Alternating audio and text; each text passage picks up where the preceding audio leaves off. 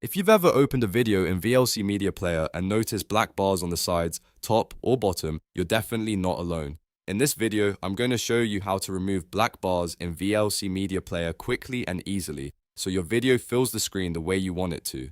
This is a simple fix that can make your viewing experience look much cleaner, especially if you're watching older videos, edited clips, or media that doesn't match your screen size. And if this tutorial helps you out, make sure to hit like and subscribe for more easy software tips just like this one. Now let's jump right in. First, open VLC Media Player on your computer and play the video that has the black bars. Once the video is playing, look at the top menu and click on Video.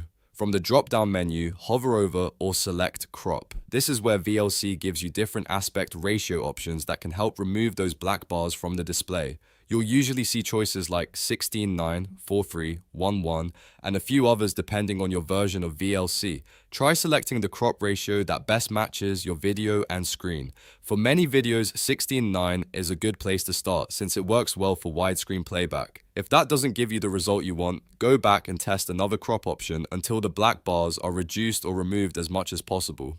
As you change the crop ratio, keep watching the video to see how it fills the screen. The goal is to make the picture look cleaner and more immersive without cutting off too much of the actual video content. If the image looks too zoomed in or too much of the frame is removed, simply choose a different crop setting and compare the result. VLC makes it easy to switch between these options until you find the one that looks best for your video.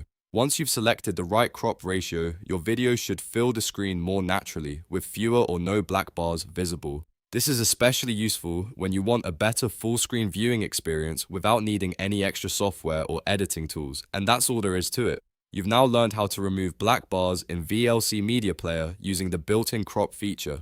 If this video helped, don't forget to like the video, subscribe to the channel, and turn on notifications so you don't miss the next helpful tutorial.